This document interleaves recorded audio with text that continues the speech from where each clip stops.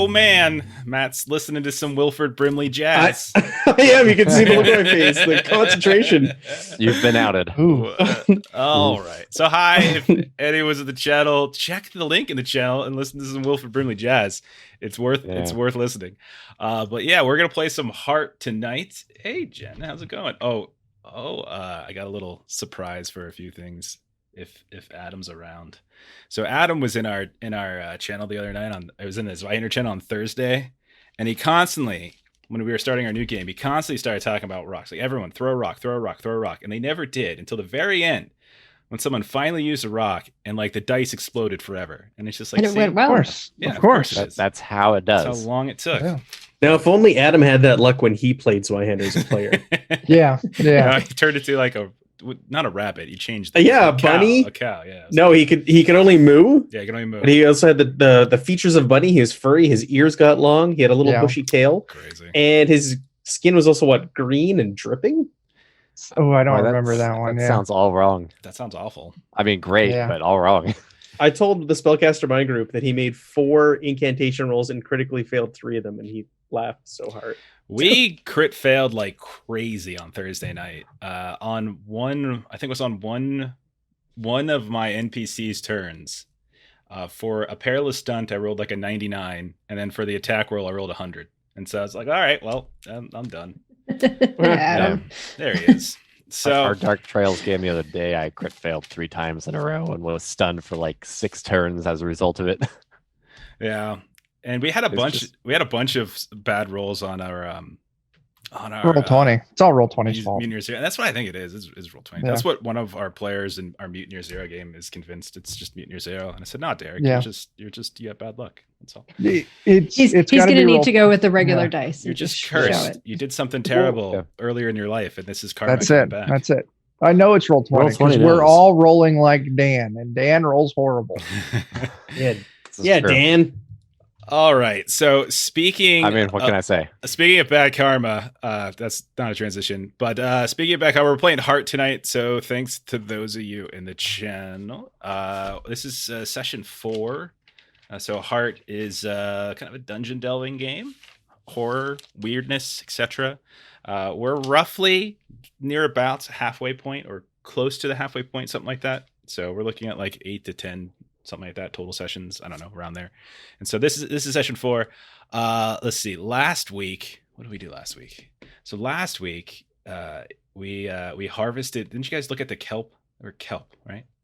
Yeah, the not exactly kelp. Yeah. So kelp babies. You were sent the original mission was you were sent by these scholars at the Temple of Athene to investigate what was going on. Why were these scholars falling asleep and then suddenly waking up and turning into fish creatures and wandering into nowhere? And you found a big old barracuda train. You delved down into that barracuda train. You made a friend, Professor Behekman. At the bottom of that barracuda train, there was a farm with a bunch of ghosts and partially digested people, and they were farming, or they were raising up like stolen kelp from within the slumbering depths, which is like a kind of like an afterlife reincarnation system for Aelfir, which is what Tarnished Steel is.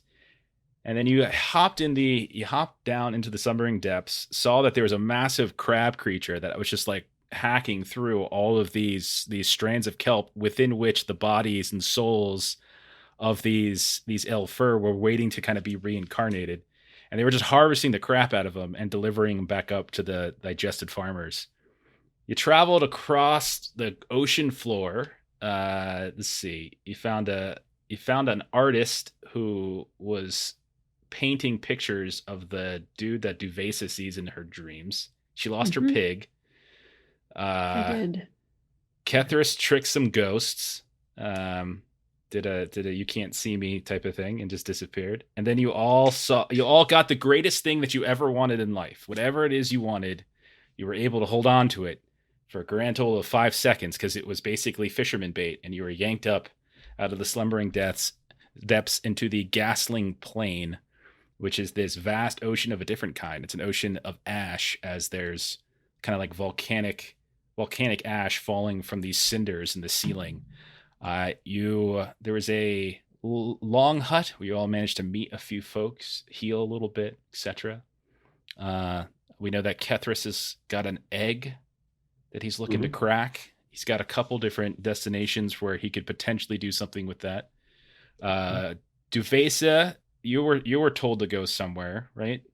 I was. The Moongrove. Moongrove.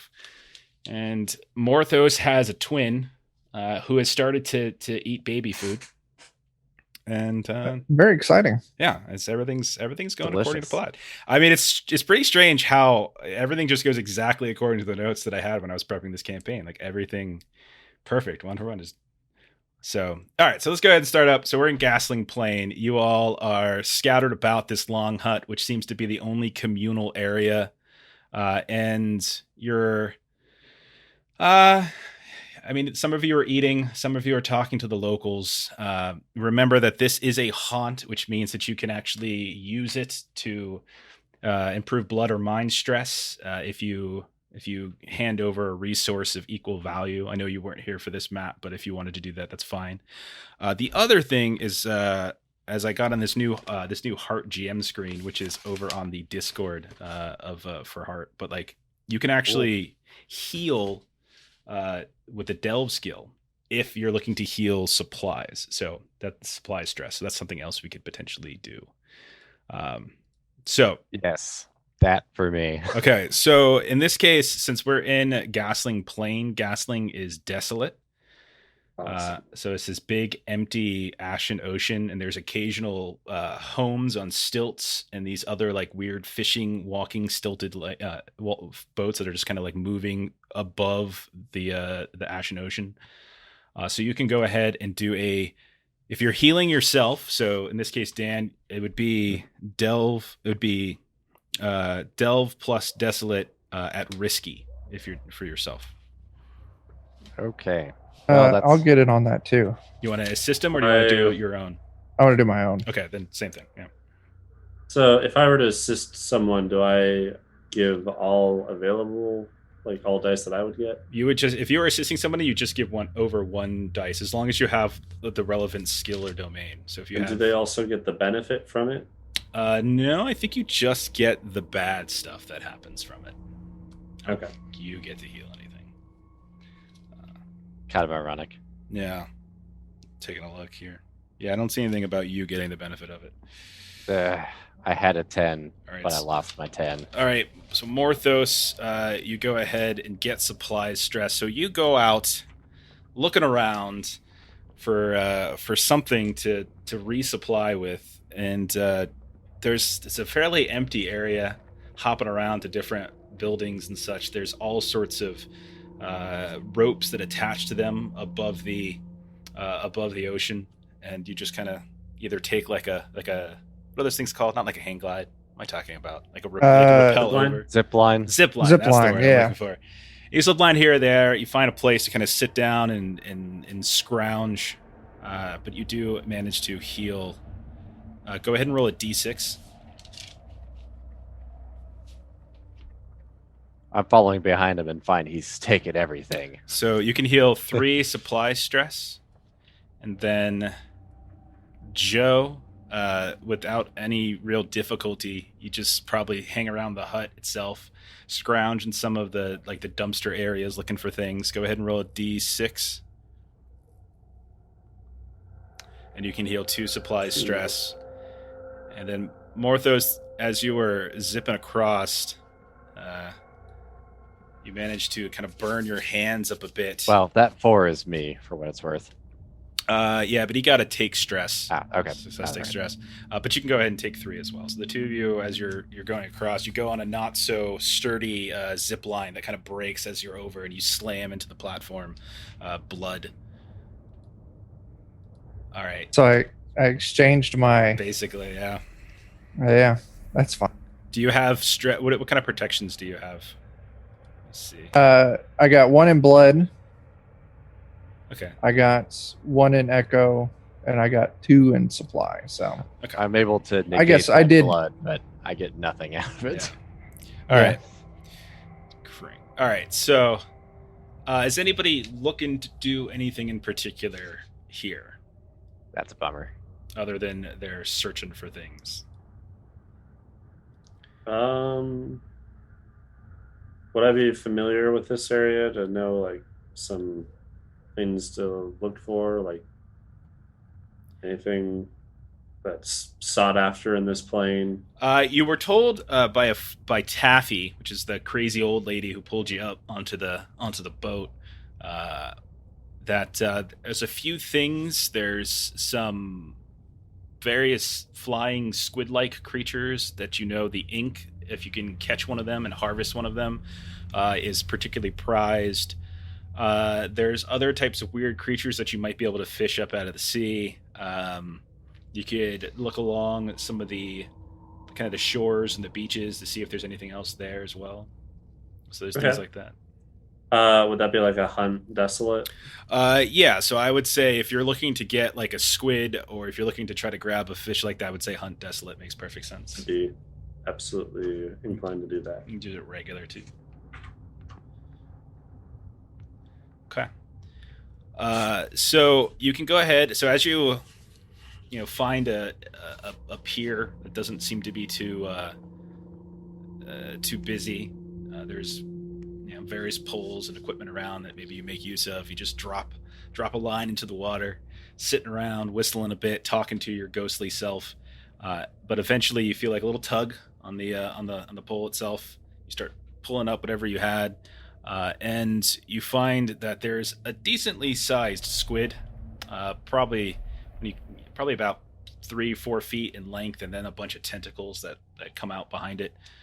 You pull it up and you start hacking through it. You can harvest 1d8 resource: desolate, occult, and volatile. All right. Vesa wants to look around to see if there's any drawings, any familiar looking drawings, and if anybody knows anything about that blind artist.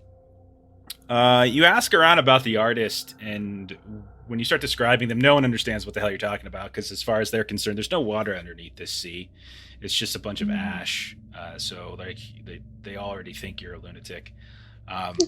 As you're walking along the beach, the shore, like stepping over what looked to be bleached bones and burned creatures that didn't quite evolve properly to live in this place, you notice in the cliff face behind you, this kind of beautiful kind of red clay cliff face, you can see burned into it like an old, like it's been there forever, this huge face.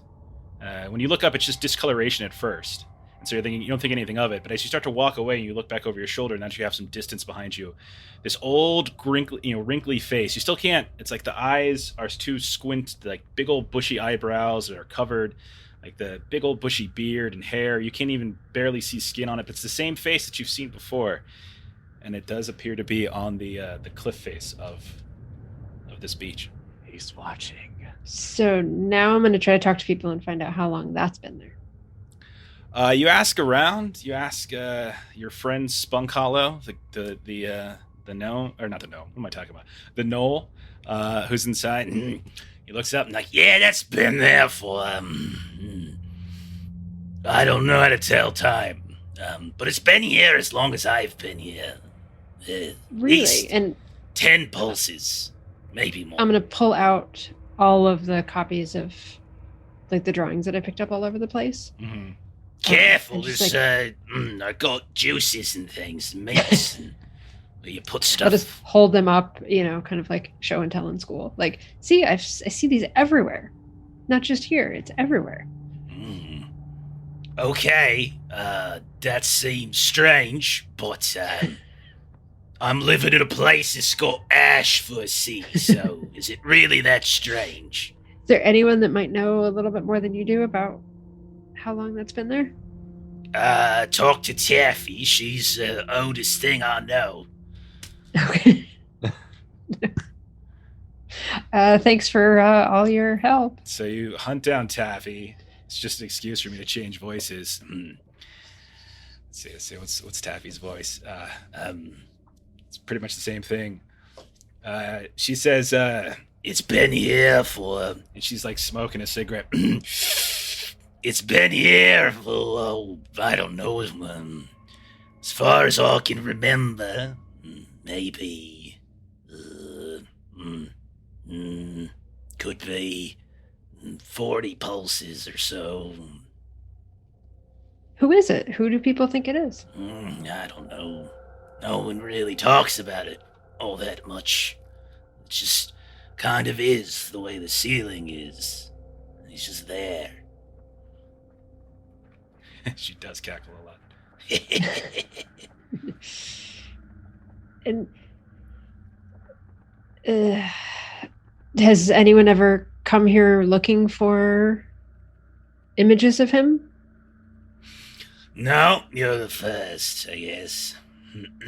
Well, that's disappointing. No one else has any curiosity about this image that shows up everywhere. Maybe they did, but we've got other fish to fry. It's because we're fisher folk. It's a funny joke. You should laugh. Yeah, got it. Ha, ha, har,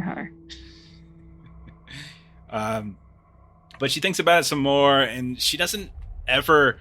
She's like, at least 40 pulses, which is a fairly long time, but that doesn't really mean anything. And she also says she remembers a time where it wasn't there. But then she doesn't really remember anyone doing it. So he just appeared? Maybe. Act of the god or something. I don't know.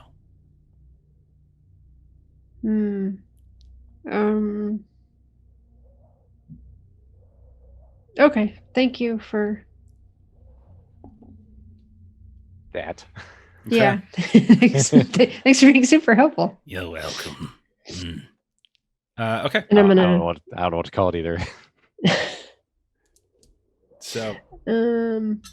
Yeah. Okay. I'll just make a note in my journal that it's here again. Okay. Of all the places I've found it. See if I can try to find a pattern in the places that I've been seeing this image. Sure. Well, most of the time it's in your dreams, but it's actually been starting to manifest right now, outside of them. Yep. All right. You've been told that there's this kind of heavy stairwell, this old dried stone clay stairwell that heads up to the top of the cliffs that Duvesa was standing underneath, and that's kind of the route to Hallow, which is the city of witches, or the haven of witches. So if there's more you want to do, you're welcome to do it. Otherwise, we can get started on that delve.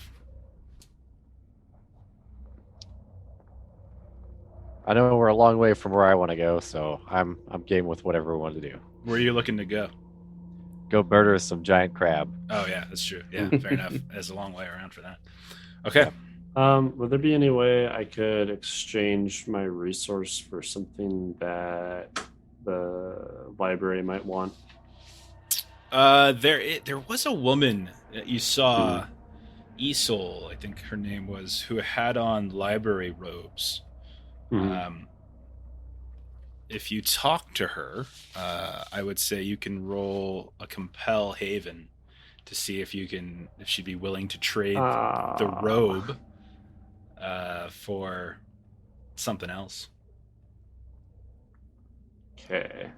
Because I have a kind of like back burner beat where I was supposed to send a requested resource. Right. But then that got spent.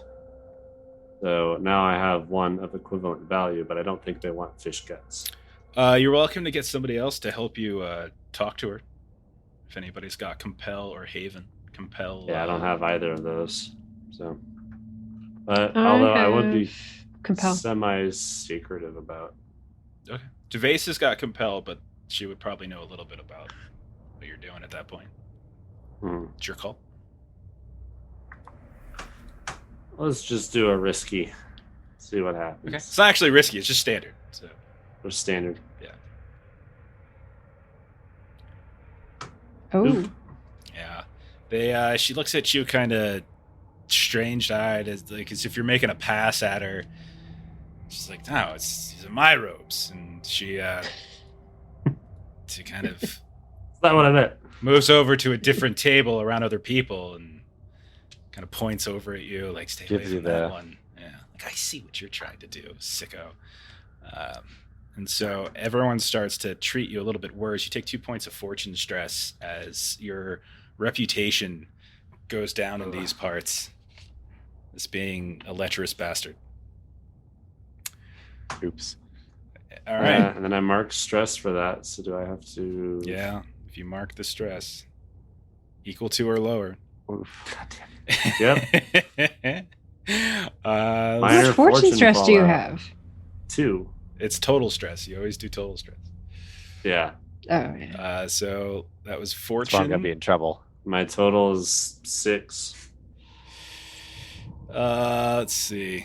That's a major. I should have taken one of the beats for a major fallout tonight because I'm primed for one. In trouble. You upset an important figure in this or a nearby haven. It's close enough. So it's in it. So go ahead and put that down. So you get so when word gets around to Spunk Hollow that there's been somebody harassing the customers in his long hut, he comes out with a big old cleaver in his hand, covered in like fish guts, and he's like, "None of that kind of behaving here!" And he chases you out, and it doesn't appear that you're welcome in this long hut anymore. Oh man. Okay. All right. All right. Oh, because you didn't want any help and you wanted to keep your secrets. Uh-huh. All right. So after a little while, I would imagine you all have concluded your investigation stuff here and your resource collection, and it's time to climb up those cliffs. When you get up to the top, you kind of look out on this kind of surprisingly vast and open area. For such an underground location. Like, the heart is underground. It's the city beneath. But when you look up, you don't see any like earthy rooftop, no stalactites, no rough worn stone. You just see kind of like this purplish blackness, this weaving like a night sky, a dark aurora borealis. You periodically see the twinkling of maybe even stars. You're not even sure. If they didn't move as much as they did, you might exactly expect that. Swamp gas. That's what I learned from Men in Black. You see kind of these large shadows that are cast along in a surprisingly bright ground, like this bright white sand that almost glistens, giving like this relatively ethereal glow. To the left and right, you can see all sorts of broken down wagons, and you can see burnt out ramshackle homes and outhouses. And as you walk, you can feel a great amount of heat begin to pulse down on you from directions that don't particularly make sense. Oh man, well that's the worst. So as you follow what you presume to be the path, you're traveling for maybe an hour or so, picking a star that makes sense and just kind of going with it. You come across a sudden change in the topography, whereas it was kind of hardened, caked ground, you seem to be walking more in lighter, looser sand. And it's about a few minutes later where you realize that something's moving around it, and you start looking out, and you can see that almost like waves or tendrils start whipping and lashing up in all sorts of directions made from this sand. All of them begin to whip in your directions. I need everyone to go and roll a we'll do this like we'll go like we'll do Dan and Melissa, then Matt and Joe, and then Chuck, so we know the order. But go ahead and roll an evade desolate to withstand stress.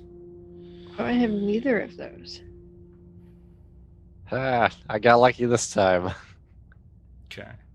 Are we traveling kind of in pairs of sorts, or? You're kind of in the same vicinity. You guys are crushing it right now. This is insane. We're wasting these rolls grief. early on. Right? Everybody passed. We sidestep tentacles. Look at us. Everybody That's passed. crazy. Everybody passed. One take stress. That's it. That's pretty impressive. That's still pretty wild. Okay, so that was you, right, Chuck? Yep, that's me. Okay, take 5 points of supplies stress as I can't help you with that either. you're dodging around this loose sand, and you realize the sand is almost active. You find like a rock. All of you manage to find little tiny rocky islets here and there to climb up on, almost like tremors to get some semblance of safety. Say that. And you can see as you look behind you, Morthos, that one of your packs is in the sand and it's slowly seeping below it, and whatever was in it is lost forever. Sandwiches. So we are at the first thing. So what do you guys want to do? You're just trapped on these different rocks, and you've got this angry ocean of white tendril-driven sand. Makes me quite sad. Do we need to do anything for that stress I just took? Oh yeah, I always forget to lower the fallout button. 9. Are you equal to or lower than 9? Oh, I'm over it. Are you really? Oh yeah. I've got what do I got? 14. Okay, so this is gonna be major supplies stress for you. Wow. Let me just scroll all the way down to the majors. This could take a while. I get to reset everything. You do. You reset That's all good. of your... That's good. Yes. Let's see.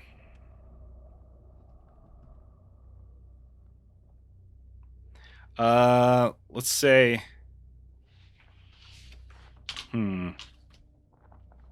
we'll say no rations. We'll say it was a pack filled with food. And you got nothing to eat. It's just you and Bernthos sitting on this rock. So you have no rations. So what this means is all actions you make become risky due to your shaking hands and low blood sugar. Another member can remove this fallout by marking D8 stress the supplies and sharing their supplies with you. But right now you're all separated. So once this is resolved, this little situation is resolved, you can do that if anybody wants to volunteer that. I'll volunteer for that. Okay. After. I'm just happy it wasn't Bernthos. Oh gosh, yeah, who fell in? Bernthos? Are you kidding? He's my favorite Anything character. but Bernthos. Yeah, that's his name, by the way, Matt. We've decided his name is Bernthos. All right. Okay. You got this ocean of angry tendril-driven sand around you. How are we getting past this? We seem to be able to walk in it just fine and everything. You do, but it does seem to track like your movements. Like it'll know it's you.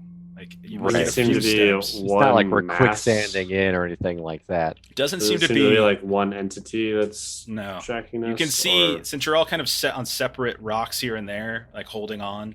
You can see the tendrils are kind of moving around here and there. So it likely is just the sand itself as opposed to something underneath it.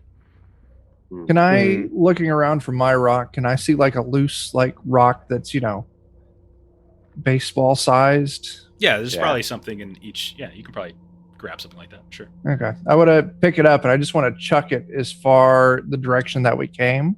Okay. And see if that triggers them back there. So as you throw it all the way back, it's about a good. You start counting. About maybe 10 seconds, and then suddenly you see like 3 tendrils erupt around it and swarm it and pull it under. So there's a little bit of a delay, but you still see other tendrils in the area around you all. Does it seem like any We of the all tendrils time around it. us reduced to go over there, or does it just seem like new ones sprouted up? It seemed like a new one sprouted up, but it does seem like there's a delay in how long it takes them to recognize like vibrations The on the sound. sand. Yeah. Would I have like a pair of like binoculars or something Sure. on me? Yeah, you got probably like a looking glass or something. Sure. Yeah, that Smash probably it. makes more sense. Yeah, I want to Smash it. I offer I it wanna to the see sand. No, I want to see about kind of plotting a course forward. Okay. It's good. That's what See I if was going to could ask about see too. Yeah. nearby stones and stuff like that. That sounds like discern desolate to me. Yeah, which I don't have either of. So. It's such a good idea, though. I have Yeah, yeah. desolate. Perhaps Can I you would assist? I have discern and desolate. I have discern. You could toss the you can toss it to Zerk if you want. All Is right. that Well, dessert? Yeah. if somebody more skilled wants to try and All run this, that's Okay. fine. So you're relatively close. You toss it over. You're not gonna roll for that. And I toss it over.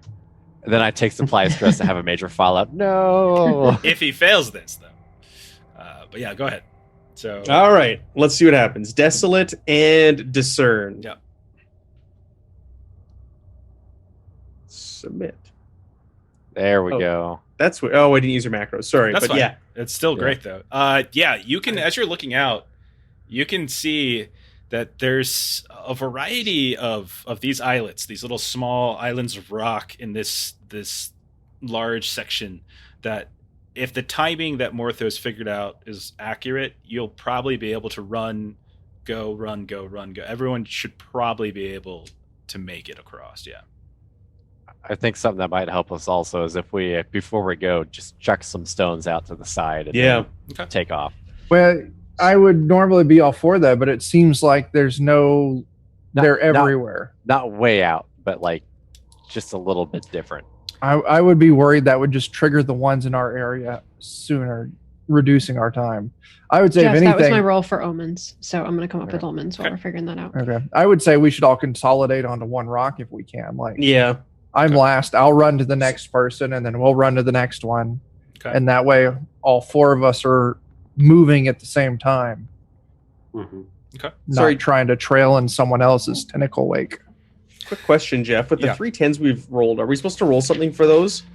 So that's if you're delving and you're applying stress. In this case, you got a boon. So that's what I rolled that D6 for. That was a boon for being able to map stuff out. So you actually reduce the stress of the resistance of the delve by 6, just from being able to map that stuff out. Okay, we did well. Yeah, we did very well. We've got a 5 and a 6 so far from those. Okay.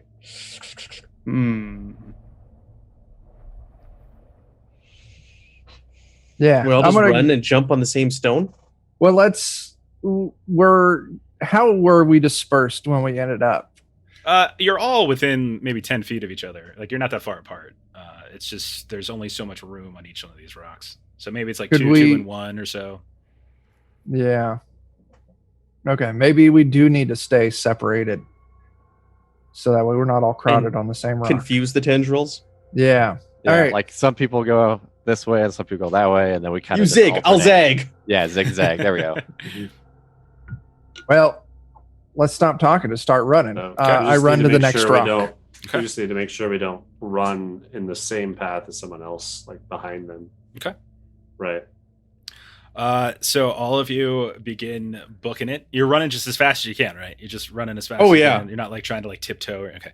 No. All right. So you just run to the next. I'm saying that. Just want to know which to have you roll. So you run to the next, and then along the way, Zerk is probably pointing out the next places that he saw, like what the next one could run to, and you continue to kind of like zig and zag. And so go ahead and have someone who wants. I'll have Zerk do this because he's the one kind of pointing stuff out.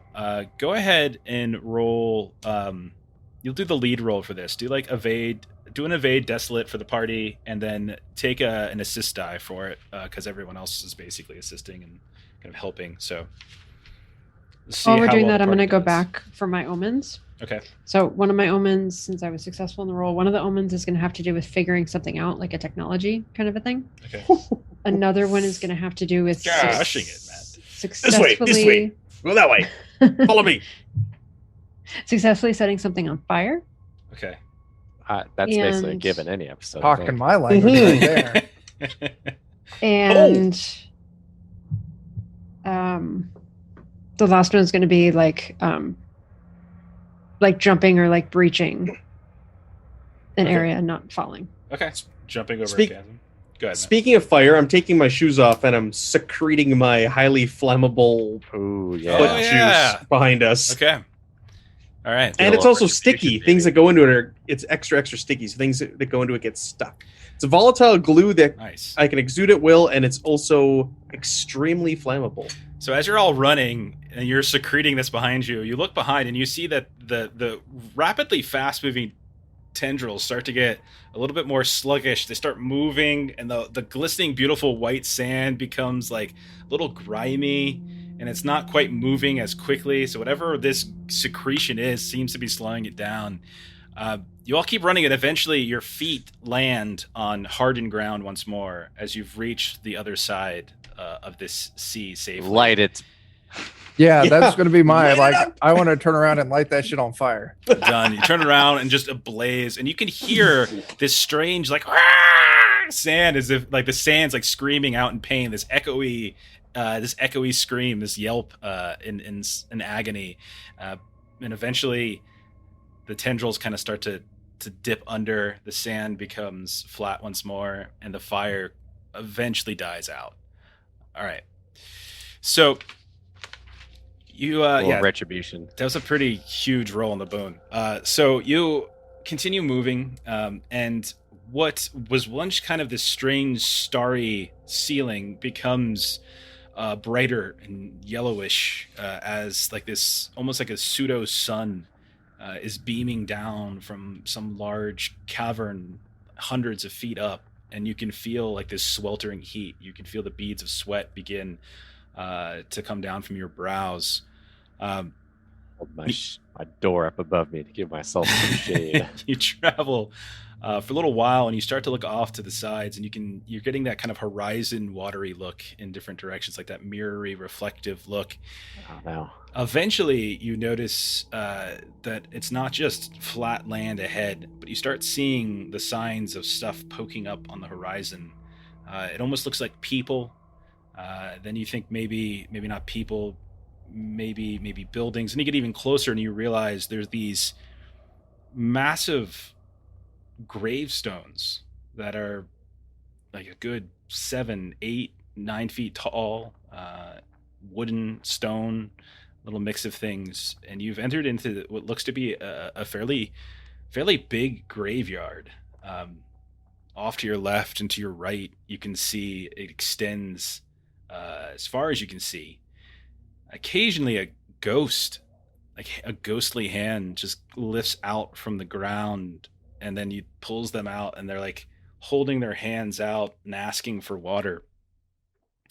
Along the way, Zerk, you something catches your eye to your right.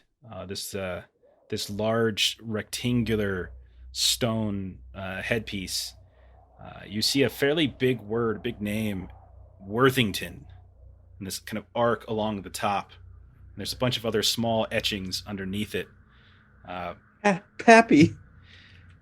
So when you get a little closer, you can see that there's a smaller name right above, like the large Worthington arc, and it says Lunette. And as you're standing there, a ghost just steps forward and out of this large headstone, as if it was like a door, because it's the size of a door, stares you up and down, and you can see a familial resemblance, as the kind of the cheekbones are looking about right. She's more feminine, obviously. She's got some deformities to her. She's got these antlers coming out of her head. Her legs have kind of started to shapen into something cloven. But the face itself, and she kind of tilts her head at you, and she's got these dark red pulsing eyes when she looks at you, and she just says, "Whose boy are you?" I'm Arthur's boy. Arthur. He's my sister's boy, I think. She had an Arthur. What are you doing here? I'm gonna fulfill the family prophecy and make it to the heart. Oh, are ya? And how close have you come? What tier are we on? you're on tier 3. Tier 3! I'm on tier 3 too. Did Arthur ever get to the heart? Sadly, nobody's made it to the heart. Some have. Really? Not in our family, but some. She looks around at the rest of you. Who are these? They're my traveling companions. Breakfast? Where's that pig at? Let's feed her some breakfast. Drowning in a sea. Too soon. Yeah. Too soon. Lost her. I got that metal snake in my pack. I'll hand that over to her. So she reaches out and she starts eating it up. Oh my. A little tinny. So, you want to do honor to the family name? That's correct. Come with me. And you see her just step back into the headstone. All right, I'm going to step into the headstone And so without hesitation. The rest of you watch as he just like zoom right through it. And you look on the back side of the headstone, he's not there. I'm going to give it a little... And you go up there and it's solid stone. You're like, dink, dink. No. Well, Zerk, you step into what looks to be a interior mausoleum, circular.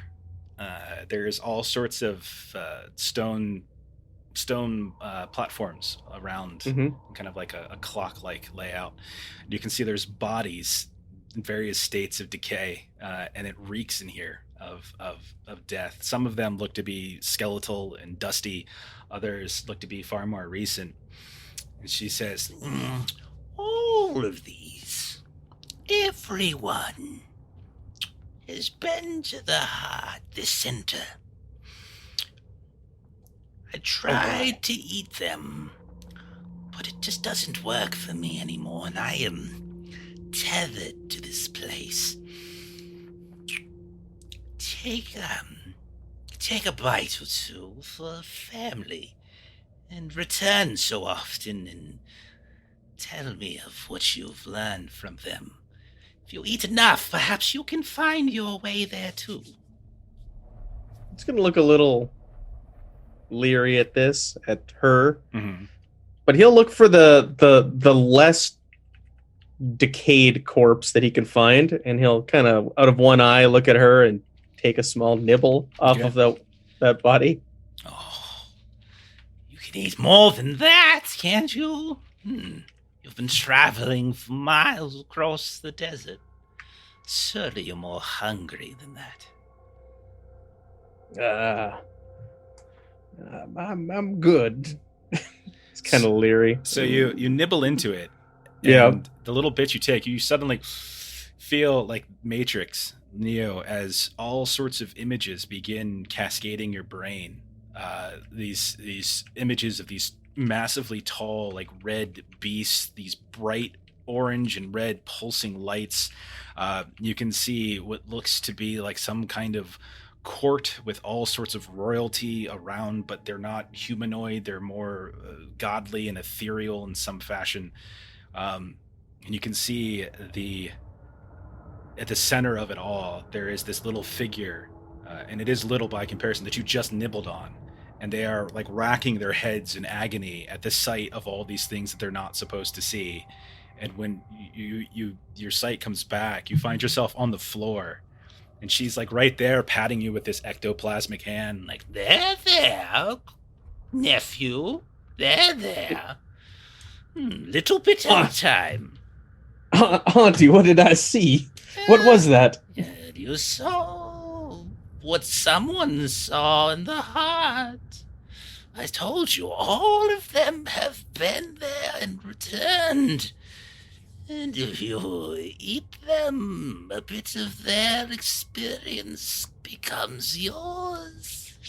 But too much and it will overwhelm you. That's why I'm here. But little by little, you can learn more. Gotta taste them all. Gotta taste them all. His thirst for knowledge is gonna get the better of him, and he's gonna go nibble on another one. so you start having like these convulsions, these physical revulsions. It's just the meat doesn't go down properly. She like slaps you on the back, but you have this other vision of this kind of massive gate of metal and glass. You can see little cracks in it, and then an eyeball about the size of a billboard pops up through it, and it's got red, like those red veins and stuff coming to an iris that slowly focuses and looks at you, and then this sound emerges, this loud and painful sound in your ears, and the figure in front of that gate is on their ground, kind of reaching and covering their ears, their skin just kind of blowing past them as if it was sand, and then you come out of it again. That's enough for today. Come back again, you know the way. And too much and you might be here permanently like myself. How long you been here? Oh, I don't have a watch, but it's been a while. I'll be sure to return it, Auntie. And she looks fairly young, too, so you would guess that it's been a while. Like, she's probably been here a decent amount of time. So she leads you to the wall, she taps it, and then you can kind of walk out again, and you see the rest of your delving party there. And you can go ahead and mark off a beat. So one of your beats was find a source of knowledge on tier 3. Yeah. There you go. Nice. Beautiful. Nice. Nice. We're all just Did I say staring at anything you as you weird? come Yeah. out, like waiting I for come an out, explanation. just like wiping my mouth off, and just a little burp as I come out. I've got my shield up, looking through my window. Okay. Do I gain any domains from consuming? Yeah, you can gain cursed and desolate. Okay. And if I already have them, they become what? You Sorry? become a knack. You can take a knack in them. So, like one specific way that you can apply them. So, one specific piece of knowledge. Gotcha. So, okay. So, as the rest of you are kind of looking at him come out, Morthos, you hear the sounds of like hoof beats on pavement, or not on pavement, on like desolate ground, and you look off behind you, coming from like a perpendicular direction. There is this massive like run of pigs that have to be at least 600 pounds apiece, and they are charging like directly directly at you all. You see that they seem to be pulling this huge stagecoach as well, dust kicking up in all directions. They run, and they just fly right past you, nearly knocking you all to the ground. Did you say it's 30 to 50 feral hogs? No, you can't make that joke, Dan. No, You that's cannot not- make I that can't. joke. Not a good Okay. joke No. anymore. It's It's about a dozen. About a dozen of them. And they run past you, and then you can see that they come to a screeching halt about a quarter of a mile away before they seem to be trying to turn and come kind of back towards the graveyard, like they're lost and just gunning it. But the minute they get their speed going, they're going in a great deal of speed. But you said they turned back towards us? Yeah, they're Is not that what you coming. said? They're like kind of coming on an angle now. Like they're running through the graveyard now, like knocking over gravestones and things, as opposed to Good. on an open path. Do my aura sense thing on the pigs. So what is it you're looking for? Like their emotion? Yeah. They are driven, and they are stressed. They are as if they're doing things. They're pushing the boundaries of their limits. Like on a mission, on a deadline. Further out, or Something perhaps? like that. They're running much faster, longer than they might be accustomed to. Can we And see in they're- the stagecoach? What's that? Can we see in the stagecoach? No, it's moving. You can try to hunt it down if you want, but no, it's moving. And when it went And past they're- you, it went past you super fast. Go ahead, Chuck. Okay. I was going to ask, you said they're trampling gravestones, but if you said they've gone past us already, I was like, I'm going to try and light the ropes binding them to the stagecoach on fire. But if they're past me already, that's fine. So you move you kind of continue moving, following the direction that you've gone before, and you can see the remnants of this stagecoach as it's come through. There's all sorts of debris, big old hoof prints and stuff, clouds of dust. But you pass through them, and when that settles, you can see up ahead, about a mile away, there is signs of a town of some kind. You get kind of close and you realize that it looks to be built into this little lonely hill, this crusty orange hill of clay, and there's no sign of any kind of greenery or vegetation around it, no signs of people coming or going. The buildings themselves look like dried old wood, signposts falling down. There's a broken windmill, there's no longer turns. You start moving along inside of the town itself. You can see a dried up well, and then you hear a little whistle. This little, just the basic whistle,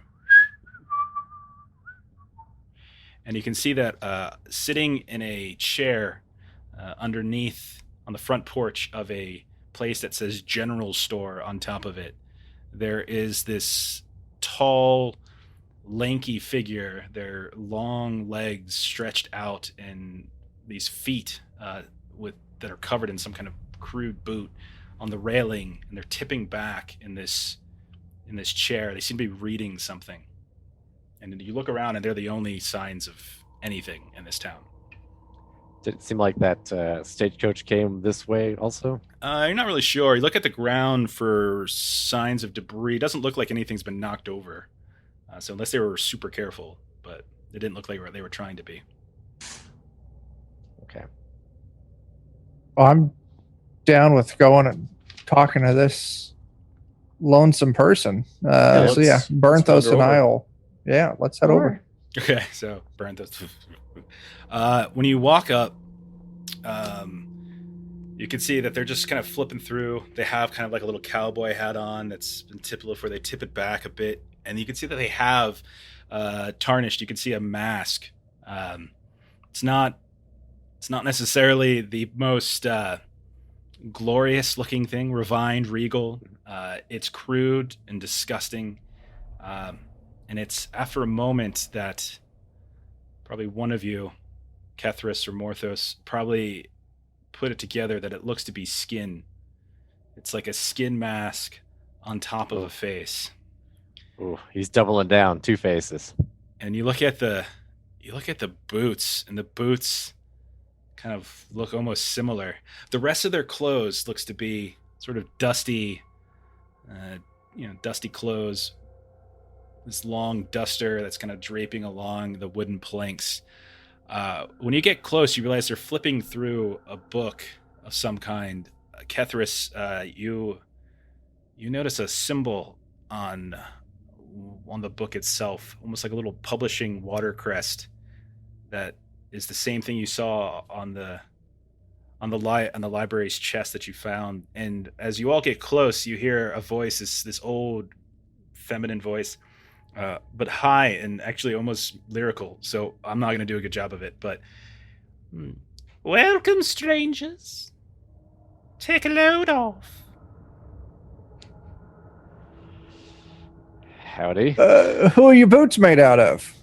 Oh, I don't know. This fella or that. You got any candy? I really could use some candy. I don't have any candy. We're all out of candy. This sounds real dangerous. Right Where here. are we? What is this place? Oh, Here's the van. This is just a small town in the middle of nowhere. Nothing to be worried about. Is there anyone else here? Not for some time. It's just Look at me. that skin you're wearing. Can't recall, to be honest with you. It's been, it's like I've always had them. What it feels like. I think I was born. And she holds up her arm, and you can just see, and she's like, I think I've had this ever since I was born.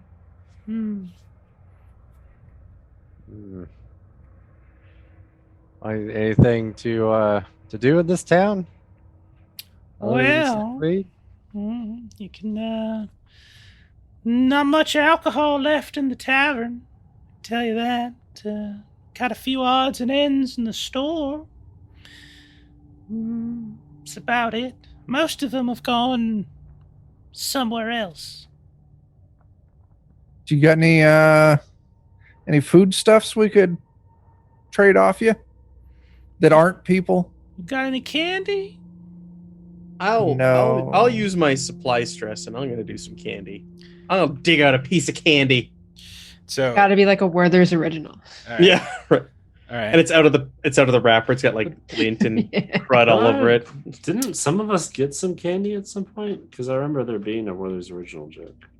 Or am I? I don't know. I don't remember Werther's original joke. You were thinking about it. It's the name of this town, Worthington. Yeah.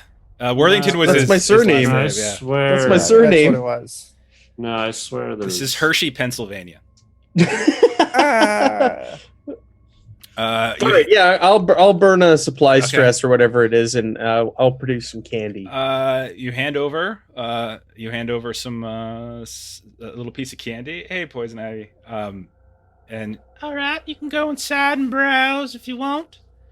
And so she kind of like takes her legs down to let you pass, and then you can go up into the general store if you want. As she does that, and she kind of sets it down a little bit, the pages kind of flicker in the wind, and it looks like a coloring book.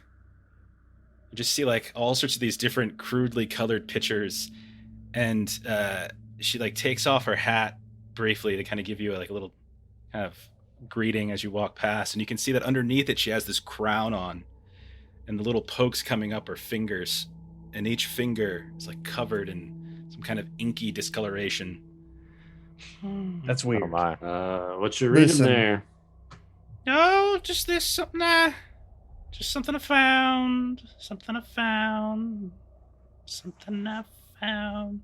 She looks over your shoulder.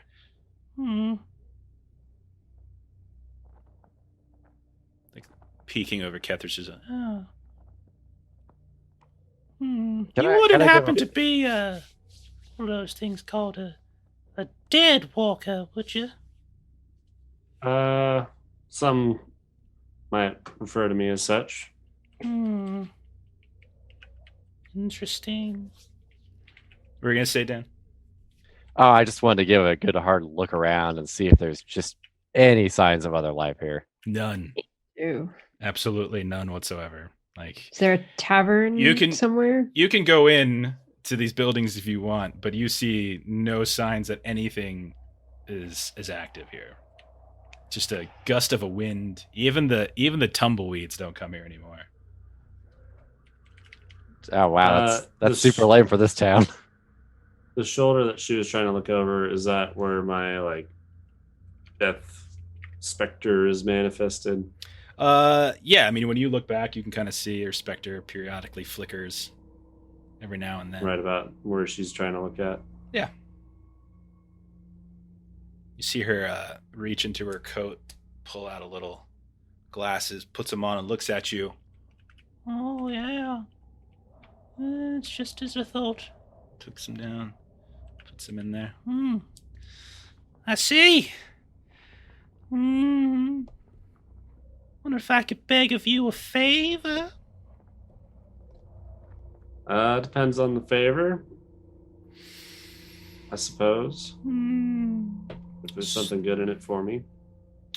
I heard people of your ilk have a certain ability, perhaps, to go places, if you know what I mean. She like looks around at everybody else because she doesn't know how much she's supposed to say. I wonder if you might fetch something for me if I'm over there. What might this thing entail? Oh, it's nothing. It's just harmless. Just harmless indeed. You see, I get a lot of shoplifters lately. People coming in, stealing things, not paying for them. Usually when I fall asleep. You heard when your friend went inside. No bell. If you can go over and maybe fetch that bell for me, I'd be very grateful. See what I can do. Any idea bell. where it might be located? Oh, well, all you gotta do is listen for the ringing, don't you? And it's got this horrible, like, again, she's got a mask of another person on her. Yeah. Which probably has a fairly static And a face. crown of fingers. Wouldn't happen to be the shoplifters, would they? Oh, this one? Oh, this one was different. She looks over at Morthos. This one was real different. Was Listen, it similar though? Yeah, whatever happens, just don't eat us. Eat you? Oh, don't be ridiculous. I wouldn't eat you. Or wear Or kill us. us. Yeah, Or kill us wear and wear a us. skin. Or wear us. Or yeah, I don't. think, it's I more think the you've dying got the part wrong I'm impression of interested. me. I'm just an old woman trying to run a store. That's all. I don't What's her name anyway? see when you wear My name? God damn it. My name is Cold Night Wanders. There we go. Is this lady? Can we tell if she's an elf? You could tell, but by wearing the mask itself, that's kind of a giveaway. But the fact that it's like this Oh, okay. disgusting, like other. Yeah, I've been hesitant to make it obvious that I'm also an elf just because of it. Morthos, I would say, if you're staring a little bit, it's either you or it's maybe Duvesa, or whoever wants to be looking. But you start to kind of piece together that the face itself looks a disturbing amount like Bernthos, stretched and pulled apart. Oh my gosh! Oh my gosh! This is what I was kind of assuming. Yeah. Maybe we're in a dimension where Bernthoses are just everybody's cattle. Zerk, inside the store, you look around and it's just greeting cards. Every aisle. Oh, really? Greeting card, greeting card, greeting card. Oh, Are they all different or are they all the same? Every single one's the same. What's on those? greeting Congratulations on your new, and then it says Morthos. oh no! This YOLO is dirty. Dirty. It says. cards? I'm gonna take one Okay. and I'll step back outside and say, "How much is one of these?" Oh, that one. Let me take a look. And I'm holding it up. I'm gonna point at it. Morthos. Morthos, look. So she says, "Oh, that one will get you for," and then she's like, D4, like a D4 resource, something simple, something cheap. You also notice as you were coming out, in the corner there is a heap of something in the inside there, Zerk. Okay. I said, I'll say, a little expensive for my blood. I'll just go put it back where I found it. And I'll step back in, That's put it fine. back. And I'm going to take a look at that heap. So you go over to the heap and it looks to be it's clothes, and you pull them kind of out and you dust them off a little bit, and it's the exact same outfit that Morthos and Bernthos are wearing. I might like to ask her if she knows where we might find some more I found you some spare like clothes. him. Ask her if she knows where I might be able to find some more like him. Wink, wink, nudge, nudge. This is where your other here you and went. there. Here and there. How's that bill coming, sweetheart? I'll get on that, I suppose. And I'll Yeah. Do you want some Crack my company to find fingers that, and- or So as you pop into the gray, you look around and you see the same town, but it's just filled with people and activity, left and right. They all look like horribly sad and desolate, but like there's maybe 100+ people. They're all kind of Are going they all slowly. Morthos? No, they're all like they all just look like people. They just look. I like was all curious different how types many of were people. Morthos. They all just look like people, and you Okay. hear a ding as some little kid comes running out of the general store with arms filled with candy, and you see this woman step out onto the port, onto the front porch, and just screaming at him, "You dirty rascals, come back with my candy!" And does the kid have the bell or her? It's on the door. It's hanging up on the door. Oh, it's on the door. Okay. You should see how many Morthos cards are in the store right now. Yeah. I'll walk up to her and be like, "You want me to chase after him?" I know where he lives. I'll just get his pappy. Pappy can do way worse to him than anything you can do. I haven't seen you before. She kind of starts eyeing you. No mask on. Kind of an attractive middle-aged woman. Hardened by the earth. Is any resemblance to... Hard to say. The other one had a mask of human flesh on. I guess that's fair. Like, hey, you run this shop here? Yes, I do. Oh. Mind if I take a look at what you got? She coughs a bit and like just gray dust comes out and part of her just kind of dissolves in front of your face. She's like, browse all you want. I'm behind the counter if you need anything. Sure. And so you go through and it's just a general store. There's like tin cans of things. There's supplies, stuff like that. Anything you mess with just sort of crumbles like ash and dust. Okay. I'll walk around for a little bit, just kind of trying to act like I'm interested in it, and take a look back at that bell. Does the bell appear to be like corporeal compared to everything else? It looks like everything else, but it's got like a kind of a copperish color to it, whereas everything else is gray. So it's like you can kind of clearly see it. Mm-hmm. So, but it definitely looks tarnished, but it's got color to it. All right. And they're behind the counter currently? She is behind the counter. It's not a huge place, but yeah. Yeah. Is there like a back room or a door behind? Yeah. Like there's like storeroom. It's some kind of apartment or something where she probably lives or whatever. Okay. I want to browse around the shelves until I find a spot that looks like something's missing from it. Okay. Because my intention is to try and send her back for something. Okay, yeah. So you find a little space in the shelves. Maybe you just taps a few things and then they turn to dust and you kind of make it. Yeah. And you call some and oh, I'm so sorry. I think we've got more of those in the back. And she oh, excellent. She goes hustling back there. You hear the creak of the door, and as it slams, bits of it begin to dissolve. All right. But she's out of the room. I want to attempt to like cover that bell, like maybe shove a finger inside of it to keep it from ringing. Get the clapper, sure. Yeah. Okay, no problem.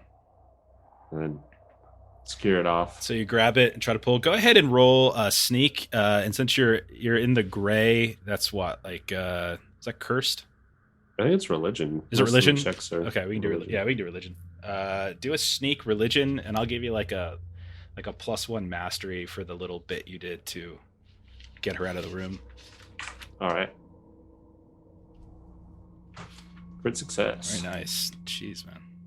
You guys are crushing it. Jeez. All right. So you've got it.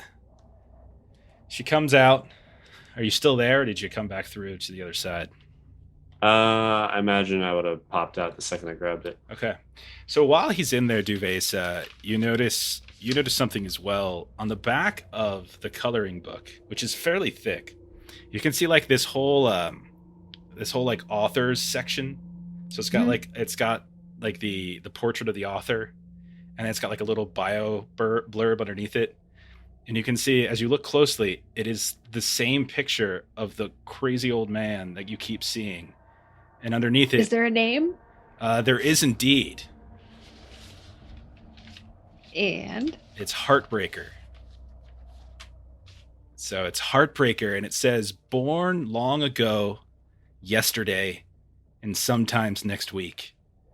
Has been to the heart, has never been, and will be there soon enough. Best known for what he will one day do. And then there's a bunch of like blurbs of other authors saying, great mystery, blah, blah, blah. You know, if you like this book, you should check out this other one by Heartbreaker. 9 out of 10 on IGN. Yeah. And it's got a Library of Congress number. It's great. ISBN. Can I... Do you have any extra copies of that book there? No, I don't. I do not. You got anything to trade? I'm fresh out of candy. What is the thing that you do to try to get something like that you don't have? so, like basically what we're doing is like you take, you basically are taking like supply stress to just kind of give them stuff. Okay. Okay. So I just. So you're taking D6 supply stress to take that book, coloring book. Okay. Done. And I'm taking all of that. Okay. 12 or lower. Yeah, I'm fine. Okay. So she you managed to find some hard candy in these golden wrappers, and you hand them over, and she, oh, these look wonderful, and she gives you it over, and so you can go ahead and you can put a D6. This is cursed, and also what's it called? What's the tracking one? Beacon. There we go. Cursed beacon. Ooh. Kethras, you pop out. She's Alright. there. She like takes a look at the my bell. Okay, sorry about that. No worries. Give it a slight jingle. Oh, Imagine this is the one you're looking for. oh, yes, it is. And so she quickly and ravenously grabs it and goes and affixes it to the position on the door. Like, no shoplifters aren't getting by me anymore. Is there a big market for greeting cards here? Greeting this town? cards. What are you talking about, greeting cards? I don't. That's what's in your store. Perhaps. Right, greeting Kethras- cards. That's right. Perhaps Kethras needs to look around in there with his glasses. Yeah. Is there a big market around here for me? I've only seen you 3 times now. How long ago was the last time you saw me? And why did you take my face? You offered it to me. Oh, I don't like that. Yeah. For what? Well, a little bit of something, a little bit of this, a little bit of that. Wait, Did he like word for word offer it to you, or did you kind of imply it? It was an Perhaps implication. mistakenly. All right. So, yeah, if you gave her the bell, you can go inside too. Yeah. And if you pop wanna... if you pop the spectacles on, the aisle of all those greeting cards, it's just this hacked up chunk of meat and body parts. Do they resemble Morthos, or is it all sorts of different ones too? It just looks like one body. It's mostly torso and arms and legs. Eat it. Yeah. There's You eat it. You do see I would also say like a faceless head as well. Oh, well, there's some implication right there. That's me. I'm Oh, gonna walk over to it and I'll like try and like pinch a bit of Mhm. Pick it up. yeah, and Okay. then pull my spectacles off. Yeah. Yeah. And you're holding a greeting card. How much is this one? For what you did for me, take it. Awesome. Hey, Morthos, I got a card for you.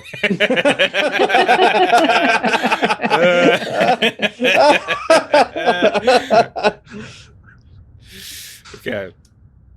Hey, ain't it awkward? Not forward, just awkward. Yep. I Well, want to get my pistol ready. okay. She's like, well, it's been a pleasure. I suppose it's time for y'all to just mosey along now. Who else paid their way into the store? Did they actually pick anything out? You, Matt? Zerk did and Kethras did. Yeah. Did you pick anything out yet, Matt? I want to know what Morthos is wearing. Yeah, what is Morthos wearing, Chuck? He's wearing a dirty, ragged duster covered in scorch marks, big brim hat to cover all the spots where he's burnt his hair off over the years. Perhaps they have an undestroyed version of that outfit. An unsinged version. Yeah. I'm gonna ask how much for the hat and the coat. Standard Morthos attire. She starts thinking. She does some math on her fingers. She pulls her hat off, starts counting on the other fingers, puts her hat back down. And so D6 resource or D6 supplies. All right. Okay. I'll pay for it. Okay, done.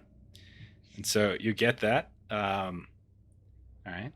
Well, and it's been a most exciting day, but I think it's time for me to close up shop. It's end of business hours.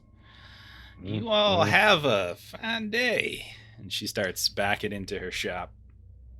I'm gonna put on my Morthos costume. Okay. And as you do, something falls out. This little tiny glowing bluish thing that's just sort of sitting there. There's this little gel goop on the ground that Morthos you would recognize as something essence of Morthos pulled out of the ear of Burnthos.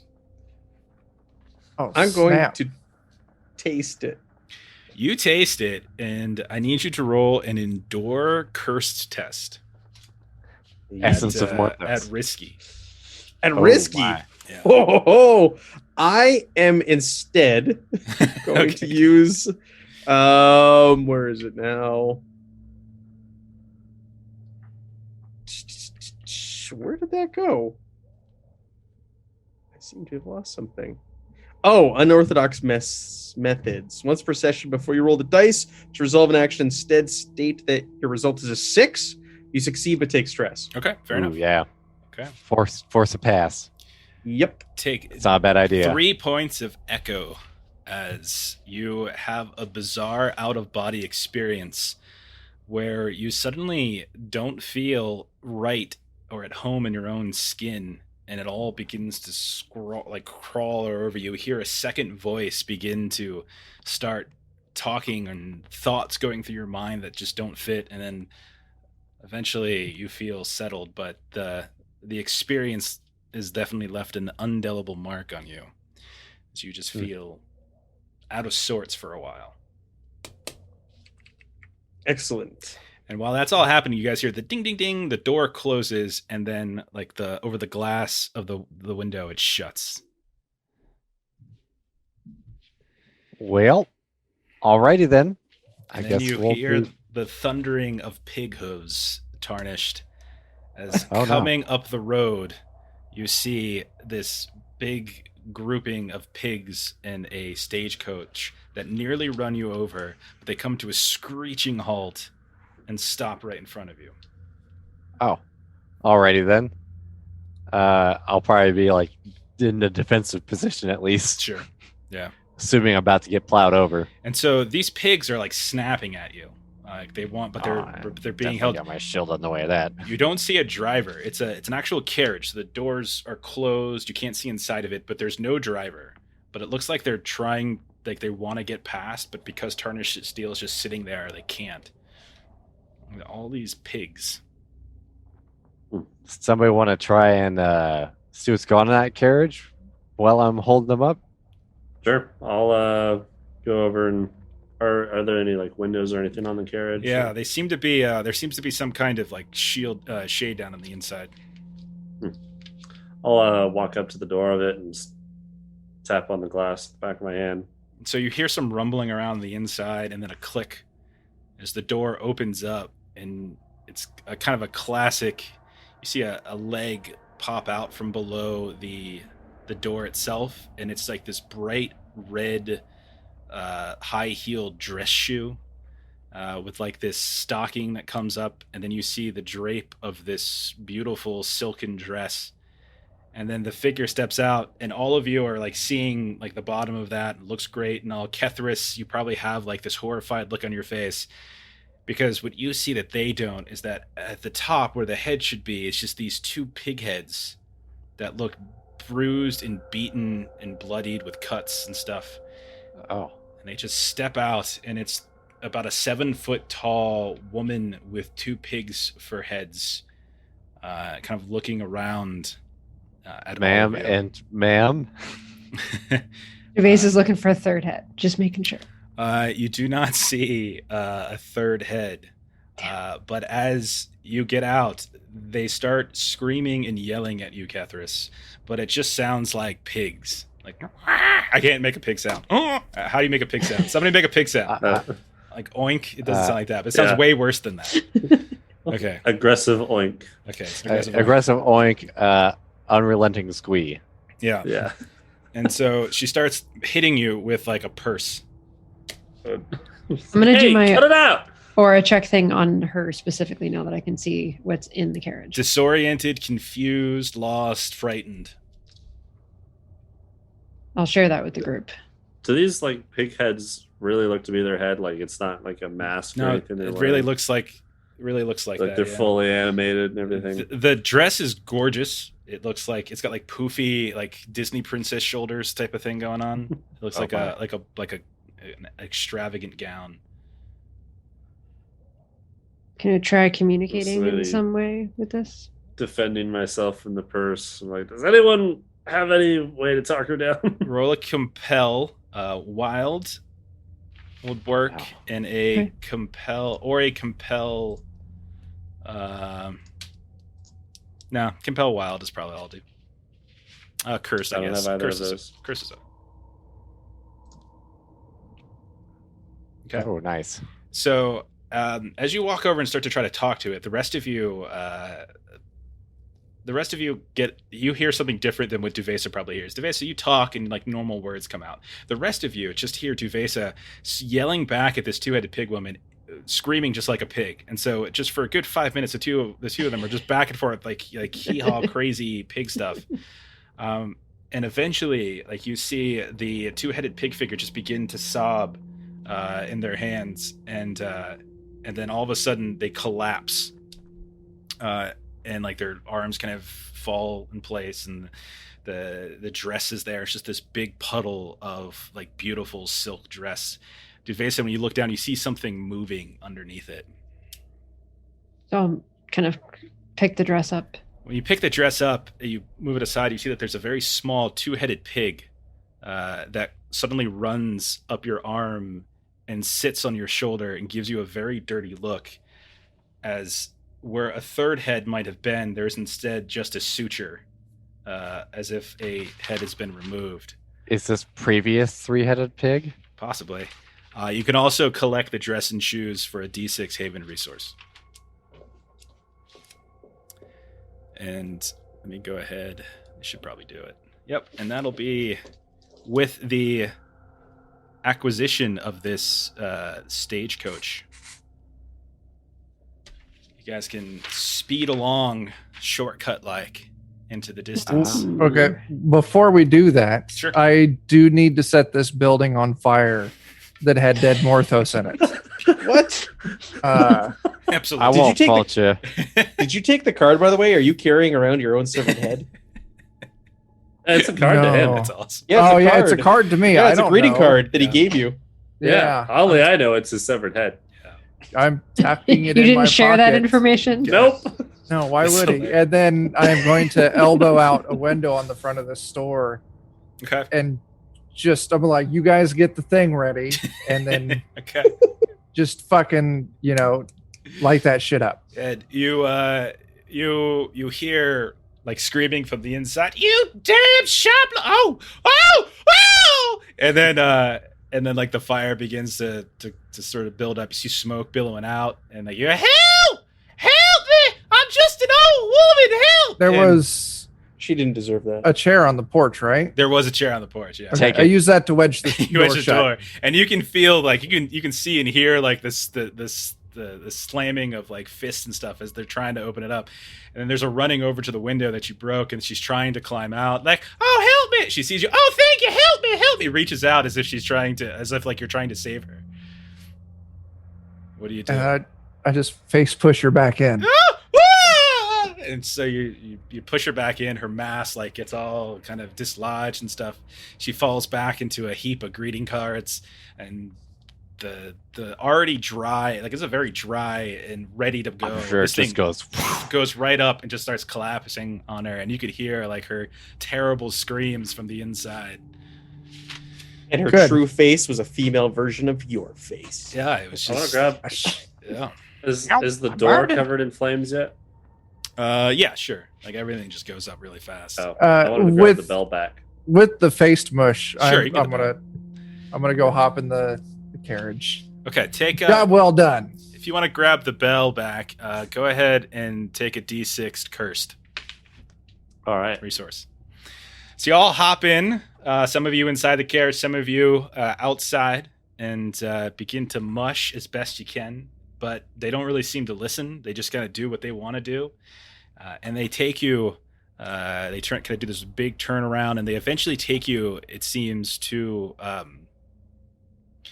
what looked to be another kind of stairwell that seems to be made out of bone. You see all sorts of these different bones laid up, and they're kind of ascending upwards to another cliff that's covered in all sorts of writhing vines of different colors. These creatures, the pigs just sort of pull up next to it and like just wait for you to get out. Apparently they're done with us, whether we're done with them or not. Yeah. This stairway with writhing vines on the side. Would I be expecting another sand pit trap? No. You would probably surmise that this might be signs that you're getting closer to Hallow. Hallow being, again, a witch's town, basically. There's all sorts of weird shit you're going to see. Duvesa being a witch, you'd probably be somewhat familiar with some of the signs. All sorts of strange gardens and things like that being grown. But as you all get out, this thing doesn't wait. It just starts driving off and into the distance, dust kicking up behind it. So the pigs are gone again? Pigs are gone. All right. I just wrote them in my sheet again. No, your pigs are there. The pigs that were... Okay. The carriage pigs. Exactly. Okay, I wasn't sure if that I realize there's again. a lot of pigs, but you really guess, Only the pigs that mattered stayed. You're a two-headed pig. Do pigs all look the same to you, Duvesa? Okay, so you got this stairwell going up. You got these, it's kind of got like bones and such lining it, and then there's vines writhing down this cliff that these stairs lead up to. And by the way, let's see, Kethras, you concluded a beat. I think you had like help somebody who's like repulsive. What was it again? Receive aid from someone reprehensible who's the employee of your master. It was supposed to be receive aid, yeah, but I guess close enough. aiding. You got resources and stuff from it, so that's close enough. Sure. Then we'll say Duvesa. So emissary of the heart. You concluded that with the two-headed pig woman. Ooh. And Zerk already completed it, so okay. All right. So you climb up these stairs, and as you do, you get to a top of a cliff where the vegetation just erupts instantaneously around you. Like there's just bushes and hedgerows, there's trees, there's all sorts of greenery that you haven't seen for however long you were in that delve. You do, however, notice that there are a couple other buildings and such. You can hear like this strange cackling woman screaming in the distance, and you can hear other super bizarre and desperately strange screams, like going over and over from kind of between some of these vines and vegetation in the distance from where you're at. That's odd. You would recognize this probably as a backyard of a witch, Duvesa. These sounds normal in the backyard of a witch? Not really. I mean, does it sound like people are in pain, perhaps? Most certainly. Maybe I'll try and accelerate forwards a little bit and see if there's something we can... As you accelerate forward, like pushing or slashing through some of these swinging vines, you can see that there is a witch's hut, this small like wood and stone shaped building with a little balcony at the very top, on which there is a fairly large woman and a fairly large cat they're both kind of throwing these rocks down into the garden And you can see that in the garden there are a dozen, perhaps, of these furless, like malshapen rabbits that are just thomping around and ripping through all of these carefully planted kind of apothecary ingredients or some such. And so the witch is continuing to like throw things down, and you see as the stones and the rocks come down, they explode and they send gravel in all sorts of different directions, but it does not seem to deter the rabbits who are attacking this woman's home in this haven. Might see if I can help chase them off. Okay. I'd be willing to pull my pistol out and take a shot at one. Okay, so I want to try and send my specter to after whatever one would be like the most visible. Okay. So when I do that attack, this like we're just all gonna show up going kills it. So we'll start with Dan. Since you're going to charge in, do an evade, and then this is Haven or Occult is the domain. I need to get some different skills and domains. So evade.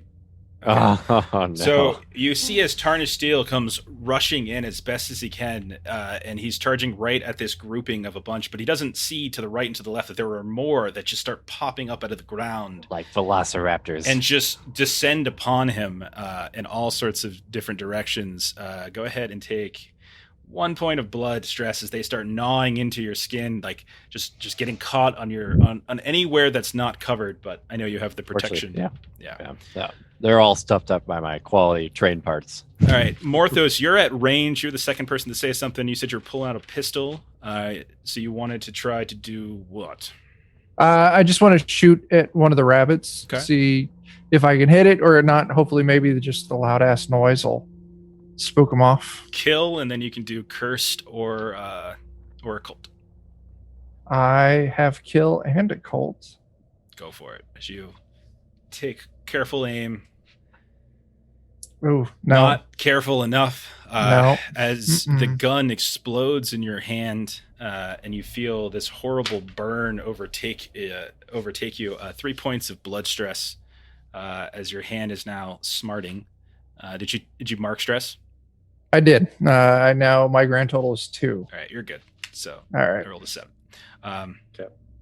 Okay, and then Kethras, you said you wanted to send one of yours, right? I wanted to use my specter to try and attack kind of center mass. Okay. And use it both to kill one and also try and spook him because this entity pops out. So we'll say roll as it tries to slide in between them. Roll evade, and then you can do occult or cursed, or excuse me, occult or haven as your specter just sweeps in, pops up in between a couple. So as it tries to evade occult haven. Yeah, it's just trying to just kind of get into position. Duvase is going to turn into true form while this is happening. Okay. You want to describe that for Matt? He wasn't here last week. That's right. All right. So it's a little frightening. Okay. So go ahead. What kind of weapon do you have? Like, what kind of damage do you output? Kethras? This particular thing I'm using is Grim Reaper. Okay. Which is just kill D8 ranged one shot. Okay. So it's basically attacking through the specter. Okay. Roll a D8. Yeah, so he weaves in between, and you can see that he manages to just slice through one of them fairly easily, turns over to another one that just looks at him, and they look at each other, and this rabbit just goes, yeah! Right in its face, and then your spectral kind of does the same thing back. Okay, so Duvase, you turn to your true form. Nice. So my true form is basically all kind of hair and skin start to dissolve and turn into a red kind of blood liquid, just kind of leaving a skeleton. And then you see all of the liquid kind of turn into this bloody, fiery tornado. So I am now in my true form, which is a skeleton. Okay. This is fine. This is okay. We're used to this. So what are you doing now that you're in your true form? Okay, so there's a couple things that happen when I'm in my true form. First is that I roll with mastery on hunt and skill checks, and hunt and kill tests. Right, hunt and kill test and sneak and evade rolls are not risky when I'm in my true form. Okay. Nice. So if you're gonna get up close, you're gonna get in. You're gonna get in the shit, as they say. Yep. Okay. Yep. Roll an evade, and then you can roll cursed. Occult or haven. I keep doing that. As you try to close the distance. All right, so I have 2 of those.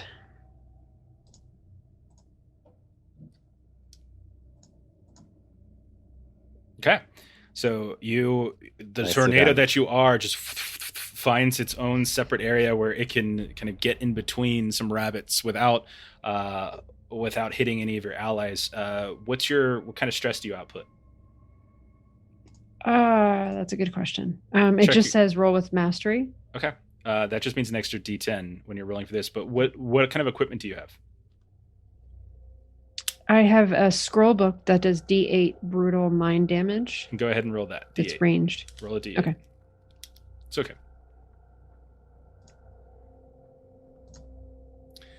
Very nice. So you take out. Bad. So as Kethras' spectral took one out, you come in, whipping. You take another one out. There's 2 dead rabbits on the ground that are beginning to sink into the soil. Who wants to do something? There's still more. I'm going to give up on my firearm and take a shot with my fire magic. Okay. Try and scorch another one. Okay. So you line up on another. So kill. And you roll with mastery because of my vision. Yeah. How does that? Because of fire. Yeah. How Extra- does that balance out since I'm rolling with risky too? Just you're rolling with an extra D10. So you hit the risky macro and just add in one for base, one for her knack, and then if you have the skill kill, then you can add another. And you said it was kill occult. It was haven or occult. Okay. Yep. So I'm going to roll 4. So just roll 4, and then the macro will do the work. Oh. Okay. Oh, really? Man. So you're rolling like me, Chuck. As you try to light up whatever fire magic, maybe you still had some kerosene gas like soaked into your clothes, and you can just, when you look back, poor Morthos has just set himself on fire. His whole arm is on fire as it's burning through his clothes. 2 points of blood. I have 2 points of blood. Oh, that's not the right thing. Okay, that moves me up to 3 total. Then. All right, you're still good. Yeah. All right. I'm going to fire with my hunting bow at one of these things. Okay, so you line one up. My heavy draw bow. Okay, so you line one up pretty nice. That's right underneath the balcony. That's just trying to climb up. You can see it coming up the lattice, and go ahead and roll away. Do I get mastery for this, or is that everybody, or just certain things? That was specifically. No, it's just the first time. Gotcha. Firing of something. Yeah. Gotcha. All right. Didn't even need any help. What's your normal output stress? Like, what do you do for damage? D8. So kick it up to D10. Roll a D10. Oh, womp. That was okay. And you can see that the one that's climbing up just falls down to the ground and got this big old arrow sticking out of it and starts to sink in. There's still a bunch of others that are tearing through it. Who's next? Being inspired by his success, I might go for one too. So okay, so you're up there already. So at this point, you can roll kill if you prefer kill, or if there's some other way that you want to describe it, you can do that too. Kill. I just want to smash him into the dirt. So go for it. There we go. Gotta get one. Just okay. Go ahead and roll your stress damage. Let me double check what it is to make sure. 6. Okay. And so you come up and you just smash out with that shield, and you knock one of them that was already kind of freaking out and screaming back at Kethras's spectral shadow, and it just like smashes right against it, and you can see as you pull your shield back, part of the rabbit is still sticking to it, and you got to kind of slice something down it to get it off your shield. Oh, Kethras, you can do something. Yep. I'm going to start attacking just whichever one's nearest with my ritual blade. Go for it. Kill. Kill and Haven or Occult. Be right back. I step away for a second. Sorry. No worries. hopefully you start a good string of dice here. Oh, Fuck me. Okay. Spoke too soon. So as you as you like kind of reach down to swing another one with the spectral blade, this thing just sort of shifts into its own little spectral form, going through it. And then there's two of them where there once was just one, and they both just turn up at you and they just scream. And something about like their screams are incredibly unsettling. So you can go ahead. You can take. We'll make this 3 points of mind stress. They just sort of like the shocking movement of the secondary rabbit gets to you. All right, and then I mark 3 points. 2. I rolled a 2 on the fallout check. Oh no! So that's gonna be minor fallout, minor mind fallout for you. Awesome. So,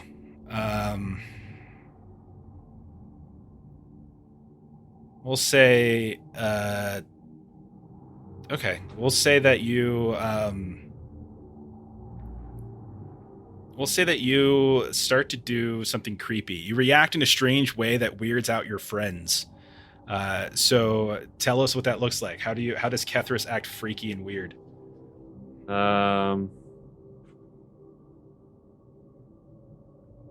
Probably. I mean, he's kind of already off-putting just with the Deadwalker stuff.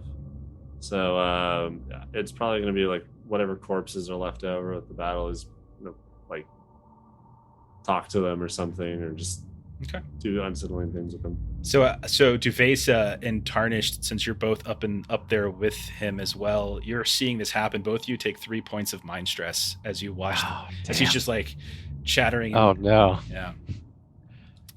And so 9 for you both. Yeah, I have a 12 now. That's a major mind fallout as this is spiraling now. I didn't take any. I have 3 protection. Okay, fair enough. Let's see. What else we can do? Should have taken that one instead. I kind of want to just like spiral this to unsettling, because that's like the same thing that just happened to Joe, but and so we can keep chaining it until everyone goes insane. But that, I don't know. Let's see. Some of these are hard to figure out how they work. You're in major mind. So we'll do scarred. Your mind cracks and reforms in primal instinctive patterns. The GM chooses 1: fight, which is to attack the problem in an attempt to destroy it; flight, which is to get away from the problem by any means necessary; or freeze, which means do not act, putting yourself in danger. In addition, every time you encounter the source of the fallout from now on, the GM can ask you to make an endure check or suffer D8 stress to mind. So we'll say that you are afraid of rabbits. And so anytime... Or was it me? Because... Yeah, that would be unfair. It means he would constantly be rolling against you. So we'll make it like creepy heart rabbits that you are afraid of. I'll do a D6. 1 to 2 is fight. 3 to 4 freeze. Or 3 to 4 flight, and 5 to 6 freeze. Yep.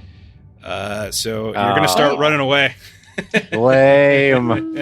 So lame. So you see as Tarnished-Steel-Endures it just starts running away from these creepy rabbits that are talking to Kethras' spectral agent.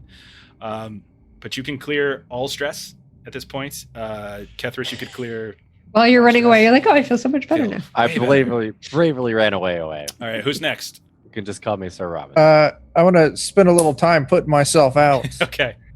Pat yourself down. No problem. Duvesa will go. Stop, drop, and roll. Okay. That's it, yeah. Okay.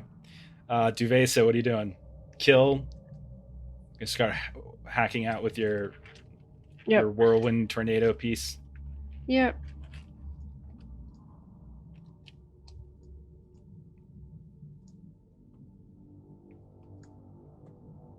Okay. Nope. So you start reaching out, and with your various pieces of bone and the wind trying to buffet the rabbits, you can see they're ripping up various plants and flowers that are in the garden.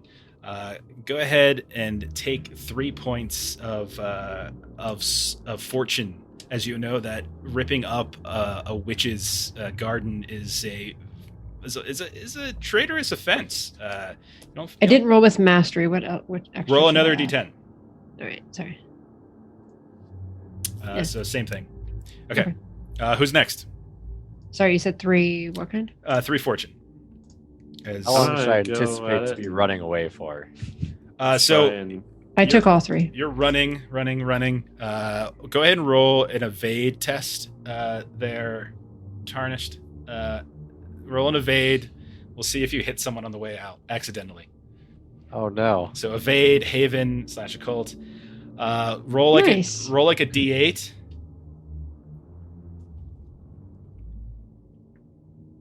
Okay.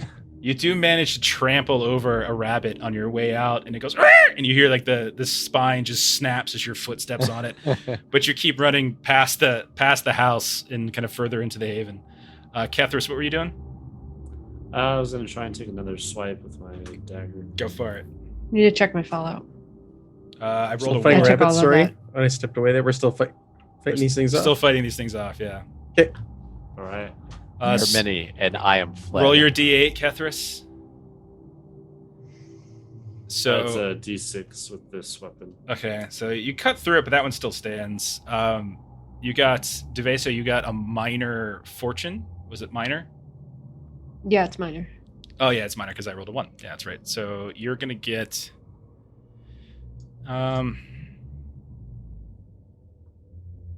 so the witch that's up in the balcony sees what you just did, and you're gonna also get in trouble. I like that one. As she starts screaming down at you. It's bad enough I've got the rabbits to worry about. Now I got to worry about you too. And so you realize you have angered Mittler, a very prominent witch. Zerk, what were you doing? How many bunnies are remaining? There's about like 6 or 7 still around. A lot. Yeah. A lot of them are like you're when you got here, there were quite a few. You've probably cut through half their number. Maybe if you do a little bit more, it's possible they just might flee. I have an ability called Call the Wild. Once per session, you can summon a chaotic horde of beasts or just one big one that throws the area around you into bestial chaos to conceal escape, make communication nigh impossible, or create a distraction. Can I call something down here to maybe distract these things away from the house? Yeah, what do you want to call? I'm going to let out a caw and a big, giant, like, hawk appears in the sky, and its shadow blocks out any light, and it starts diving down and starts scooping up bunnies. And so this is an automatic, right? This is all just... Yeah. You see this thing just swoops down and just like takes 3 of them up and just keeps going off in the other direction. And you hear somewhere that they dropped him like off the cliff, and you hear... Is it falling down? Who's next? I'll now that I'm extinguished, I'll try and light one of them on fire again. Okay, go for it.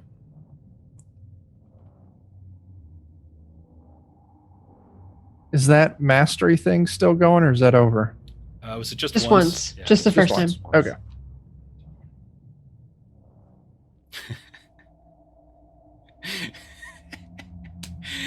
So you once again try to shoot fire out, and as you do, you kind of turn around, frustration broiling up in you. You shoot out this fiery gust of fire, and you realize that you are aiming at the wrong thing. As you see, the pack that Zerk carries on his back suddenly bursts into flames. So I'm gonna No, my Morthos duster. So I'm gonna give Now it'll match. Zerk's gonna take 5 points of supply stress. Oh man, thank as you goodness you just didn't shoot set me more of those. his pack of fire. Maybe it's good I ran away. All right. Bravely ran away. I mind take you. 2. 7? Yep. No, yeah, I got 8. Okay, so you will take Major. some fallout. I was trying to give you your supply fallout beat. I know. I was really trying. I know it's a minor, and I think So I just did a major, close. didn't I? I'll probably still. I'll give you It's a 7. This roll is a 7, so it's a major fallout is a roll higher. Yeah, major fallout. Let's see. We'll say that a resource that you're carrying is defective. It's reduced by size by 1. So let's say your bow is down by 1. And it's the bow that you're using to normally attack with. If it was a D8, it's now a D6. Oh, shit. Okay. Sorry about that. I'm just going to go sit over here and stop making things worse. Stop using fire. Perhaps you should just run away with me. That's a better plan. Still a couple of these rabbits about. Who's doing something? I assume I'm still running. Yes, you're still running. You're actually in the middle of a courtyard now. You can see there's a bunch of women that are like at these little cafes that are yelling at each other across the way, and they're looking at you kind of peculiarly, and kind of stopping their arguments to look at you. I really had to go to the bathroom. So only a couple of these left. Duvesa, Kethras, Zerk. Someone wants to try to take them out. No, try again. I want to stab at him. All right, go for it. Sure. Sweet. That's a yes for Joe. Nice. 3 damage. That's a yes for Duvesa. So between the two of you, the last 2 that weren't lifted up and taken away by Zerk's crow, you kind of converge on them, hacking with spectral blades, buffeting with all sorts of flesh and bone, and these things just get beaten down. And you look at like all of the carcasses of these rabbits around begin to just seep into the soil itself.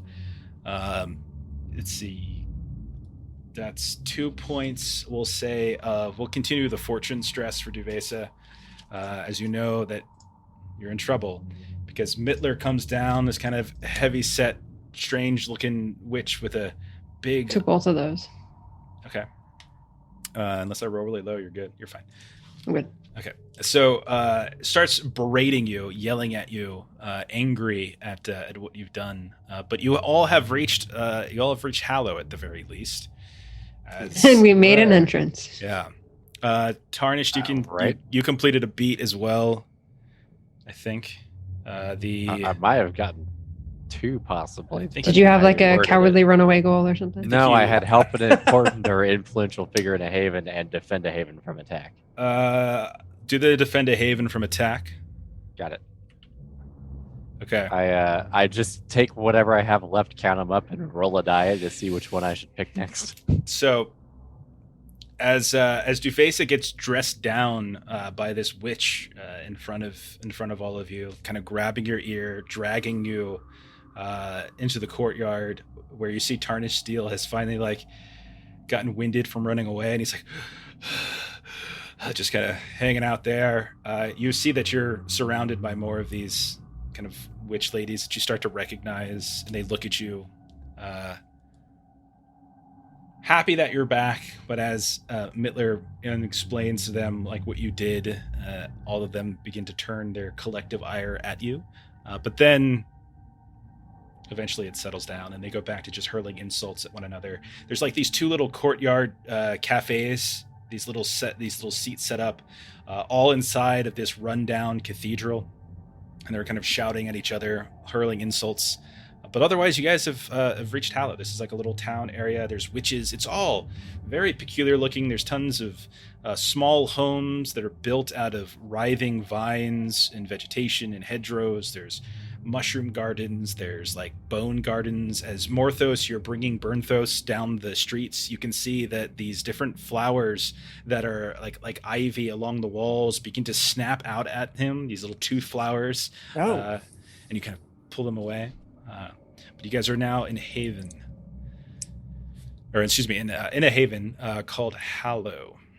I would say, since you're coming with Duvesa, she would be able to point out a few things. There's a couple places if you're looking to get some stuff back. There's a well-known blood trader if you're looking for supplies, stress, that she'll heal some of that, named Lydia Fallcastle.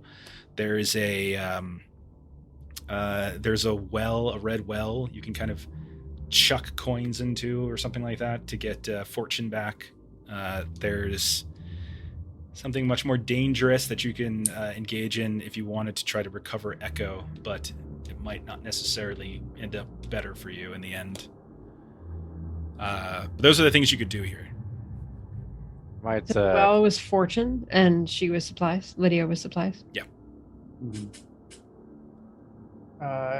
Yeah, I'll definitely need some supply help so I can get rid of this major drawback I got.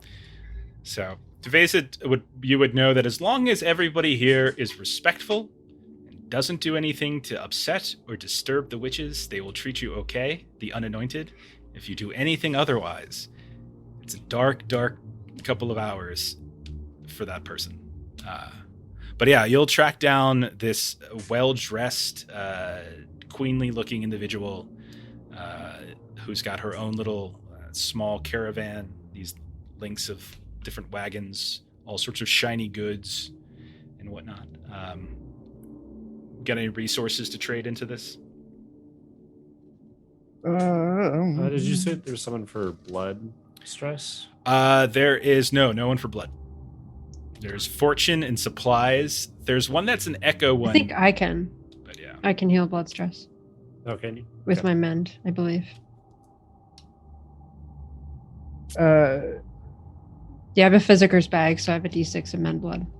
If I were to try and trade things off to fix my no rations major, how much would I? I do have a D4. Up to a D6 you can trade. She'll also say that if you're willing to do a small service for her, she'll do it for free. Yeah, because I ain't got shit. I would be glad to take on. She points to one of the elder women that are in the center of town that are yelling back at one another, and she explains how one of them just really gave her a hard time, like skimped her on like some of her on some of the last trade that they did, and that she owes her some tobacco or some weed or whatever it is that she grows. So if you go over and sneak into her garden and snatch some of that for her, she will freely give you a handful of items. Sure, I am down for that. I would ask if she could. Hey, like, can you keep an eye on Burnthos, and please don't eat him or wear his skin. Keep him safe. I'm trying to recover him. You flap her on. It's like one of those like heavy X-ray things that just gets flopped on top of you. Mm-hmm. Just like before she's even able to say okay, like he's already on top, and he's like, okay, hurry, and she just lets him drop really unceremoniously to the ground, head flapping against the cobblestone. All right, Morthos, roll a sneak, and then you can roll Haven or Wild. Okay. All I've got is sneak, so I'm going to roll a risky sneak. Okay. Is it risky? I'm still risky. Oh, that's right. Yeah. Yeah. I think wasn't Kethras going to do something like that with your supplies? I don't know. We never did, though. We never did. Oh, okay. So you were going to help him out after we totally forgot about this. He's helping himself out now. So, because you had like shaking hands and stuff. What was the name of yours? Yeah. It's just no rations. Major no rations. So you didn't have anything to eat. So yeah. Okay. I wanted to take supply stress or something to try and so so someone can take, if anybody wants to share that with him, you can go ahead and do that. Does that basically just remove it from him in exchange for stress on myself? Yep. Okay. So, or Matt, you can try to do it if you want to see if you can trigger a minor fallout. Sure. How much stress would I take? Yeah, I was looking that up right now. I think it's a D8. It's okay. Pretty sure it's a D8. Yeah, D8. All right, roll D8. I'll give him some of my rations. There we go. It's an 8. Oh. All right, so I have 5 because I have a 3 protection. Okay, so let me roll the fallout. Because we're in tier 3. I rolled 9. You're good. No stress. Okay. No. So I can drop that major fallout now? Yeah, so you don't have to roll it at risky. Okay, so I will roll a standard. And I've got sneak, so that's a 2. Can I assist him on his... Oh, you already rolled it. Oh, you already rolled it. Yeah. So we'll say as you're going through this very heavy garden of like all sorts of vegetation, those same toothy flowers are snapping at you, and so you'll go ahead and take. Let's see, roll, damn it. It's lagging for me. As it does sometimes. Yep. Let's see. Roll it out. Thinking about it. There it goes. There's Okay. everything. So let's just add all of those up. The first They one all was count? a 5. So take 5 points of blood as All right. your bit. But you do manage to retrieve like a handful of little weeds and stuff that she happily takes. Nice. And then you can, and I'll roll for your heal. You can take 5 supply. You can remove 5 supply stress. Oh, okay. That makes sense. It does. I was doing this to get rid of that major. To fall out. Oh, that's yeah. fine too. Yeah, Yeah. we can do that too. So you can Well, take. it's already gone. Okay. Just that's what happened. So Okay. that's Well- fine though. I'm still happy to. Did you have more supply stress? I don't. I lost all. I of my also have supply stress. stress. Okay. So I have 4. yeah, if I can share it, yeah. All right, that's fine. We're nearing the end, so we'll play it fast and loose to get out of here. That's fine. Yeah, Duvesa, go ahead. So I have 4 supply stress. But I feel like it's only right that Duvesa takes that 5 blood, right? Like you shouldn't have to take the blood unless you give it to her. Are you just freely giving? What are we it over? talking about? So Duvesa wants your credit for giving over the tobacco. Yeah, Okay. So as long as you're okay with that, you freely give the Yeah. tobacco over to Duvesa. yeah, absolutely. All right. We're all good. So I get rid of all 4? Okay, Yep. Okay. I'd like to see if I could help the head honcho out here real quick, Okay. if So possible. But no need if that's too much for tonight. no, like let's try to get these if we can. Shamelessly trying to knock your beat out. So she will tell you about. So as you speak with the woman who the rabbits that you saved yeah. and everything like that. She's thankful. She remembers seeing you running in like a hero. Very confused about why you kept running, however, but nonetheless, she does seem to be a bit impressed. She does, however, still have a garden that's been terribly ransacked. And if you wouldn't be so kind as to perhaps like help lend a hand with your big, strong arms and such, just labor for a day, a couple hours maybe. You can roll an endure wild. Dang. Neither of those. You're literally doing. I'm making you do lawn work, Dan. I know. It's one of the things I hate the most in real life.